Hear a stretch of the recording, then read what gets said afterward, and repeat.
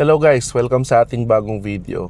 Sa pagpapatuloy ng pag-debunk natin sa myths about sa mga sasakyan, pag-usapan naman natin ngayon, ano-ano ba yung mga maling paniniwala o maling akala when it comes sa preno ng ating sasakyan.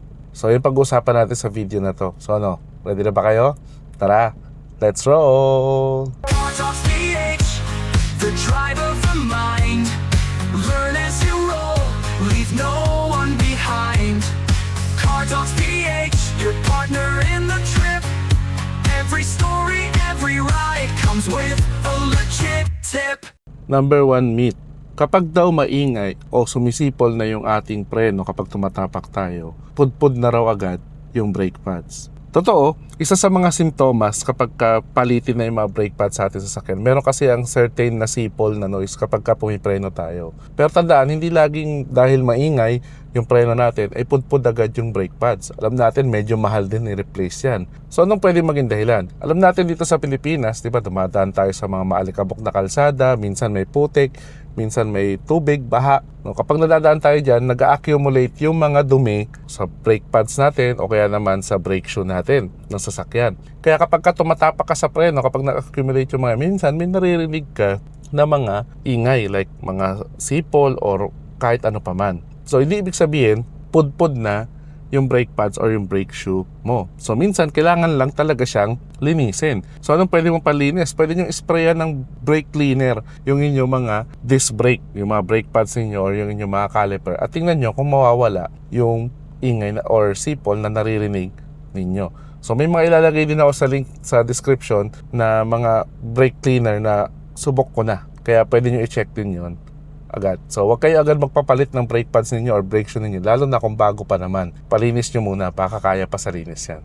Next myth, kapag nagbabawas yung brake fluid mo sa reservoir mo, lagyan mo lang ng brake fluid, salinan mo lang, okay na. Well, hindi dapat ganon ang ating mindset. Bakit? Kasi minsan kapag bumababa yung level ng brake fluid sa ating reservoir doon sa may brake master ng ating sasakyan, dalawa yung ibig sabihin yan. Ibig sabihin yan, sobrang pudpud na ng inyong brake pads kaya bumababa yung inyong brake fluid. Pangalawa, meron kayong leak somewhere. Kung napansin niyo, okay naman yung brake pads ninyo, tapos mababa pa rin yung level ng inyong brake fluid, meron yang leak somewhere. Bakit? Kasi tandaan, ang brake fluid guys, hindi yan basta-basta dapat nababawasan. Kasi closed system ang brake system natin, kagaya ng ating mga coolant. Hindi dapat yan nagbabawas. Kaya meron yan dahilan kung bakit nagbabawas. At kailangan yung hanapin yun. Delikado yun guys kung top up kayo ng top up kapag bumababa yung inyong brake fluid. Kaya regularly, i-check ninyo ang inyong mga brake fluids. Next, basta humihinto pa ang kotse, hindi mo kailangang palitan yung brake fluid mo. Hindi. Tandaan guys, ang mga brake fluids, kagaya din ng ibang fluids sa ating sasakyan, kailangan din yan palitan from time to time. So bakit kailangan yung gawin yon? Kasi tandaan yung brake fluids natin, pwede yan mag-absorb ng moisture sa environment habang tumatagal. At kapag nagkaroon niya ng moisture, makakaroon niya ng halo ng water. At kapag tumagal, dumudumi din yan, nangingitim, nawawala na yung kanyang capability para pahintuin mabuti yung sasakyan ninyo. Kaya tandaan ninyo, kapag marumi na o matagal na yung brake fluid, hindi na masyadong malakas yung stopping power niyan. Oo, humihinto kayo. Pero anytime, pwede nang mawalan ng preno yung sasakyan ninyo, lalo na kapag sobrang tagal.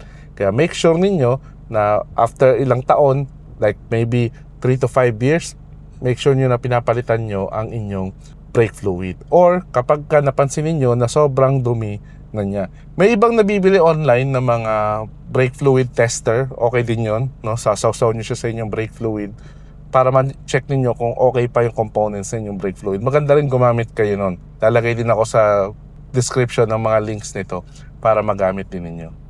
Isa pang myth, kapag daw nakailaw yung inyong handbrake icon sa inyong dashboard, sabihin lang daw niyan, hindi nakababang mabuti ang inyong handbrake. Hindi laging ganyan guys. Kapag nakababa na ng todo ang inyong handbrake at napansin nyo nakailaw pa rin yung inyong handbrake icon sa inyong dashboard, ibig sabihin yan, mababa na ang level ng inyong brake fluid. Kaya make sure nyo na i-check nyo mabuti agad, buksan nyo yung hood, check nyo yung level ng brake fluid nyo kung meron pa or baka ubos na kaya siya nakailaw. Tapos tsaka kayo mag-top up and then investigate ninyo kung bakit naubos yung brake fluid ninyo. Next myth, Mas malakas daw ang preno ng sasakyang may ABS. Tandaan guys, para saan ba ang ABS? Ang ibig sabihin ng ABS ay anti-lock brake system. Ang purpose nito, may mga sensor to sa mga wheels natin para makita kung pwede bang mag-lock yung preno natin. Kasi minsan kapag biglang hinto, di ba guys, di ba, huminto yung nasa harapan ninyo, so kailangan yung diinan yung preno ninyo. Pag diniinan nyo yan at kumapit yung inyong brake pad sa inyong rotor disc, pwedeng malak yan. Kasi nakadikit siya ng nakadikit. So ang ginagawa ng ABS, parang pinupulsate niya yung preno ninyo para makapreno pa rin kayo pero hindi siya maglalak. Yun lang yung pinagkaiba ng may ABS o hindi. Yung braking power ninyo, yung lakas ng preno ninyo, walang kinalaman yung ABS doon. Kaya hindi laging ABS yung basihan para malakas yung preno ninyo. Last myth, branded man or mumurahing brake pads, pareho lang daw yung quality. Tandaan guys, kapag ang preno ang usapan, wag nating titipirin yan. Kasi may mga mumuray naman talaga sa online na mga mabibili tayo ng mga brake pads na pwede sa sasakyan natin. Pero tandaan yung mga mumurahing brake pads gawa yan sa mga low quality materials. Halimbawa, asbestos. Grabe yung asbestos guys, delikado sa health niyo yan. Minsan naman kapag sobrang tigas na bakal, nagtataka kayo, ang tagal mapudpud ng brake pads ninyo, pero ang totoo, pinupudpud niya pala ang inyong rotor disc kasi nga sobrang tigas naman ng materials niya. Tandaan, merong mga reputable na brand na mga brake pads like yung Bosch, Bendix or Advix para sa Aisin, no? Mga kilalang brand yan na ceramic yung kanilang type. Ibig sabihin, ito yung modern technology when it comes sa brake pads. Malakas yung preno niya at the same time, hindi niya sinisira yung iba pang mga components, lalo na yung health ninyo. At makakasiguro kayo na good quality sila. Kaya tandaan guys, wag kayong magtitipid when it comes sa brake pads ng inyong sasakyan or kahit brake shoe, applicable din to guys. Huwag kayong masyadong kukuha ng mga mumurahing knockoffs kumpara dun sa mga branded na sigurado tayo sa quality. So yun guys, yung mga maling paniniwala when it comes sa preno ng ating sasakyan. Baka meron ka pang naiisip, comment down below. Excited din ako mabasa or makita yung mga iba pa ninyong alam when it comes sa braking ng ating sasakyan. Kaya tandaan, ulitin ko sa inyo guys, huwag titipirin ang preno ng inyong sasakyan kasi dyan nakasalalay ang safety ninyo at ng family ninyo every time na nagdadrive kayo. So kung nakatulong sa iyo ang video na to, click mo na may like button at share mo na rin sa mga friends mo para maging aware din sila sa mga maling akala when it comes sa mga brakes ng ating sasakyan.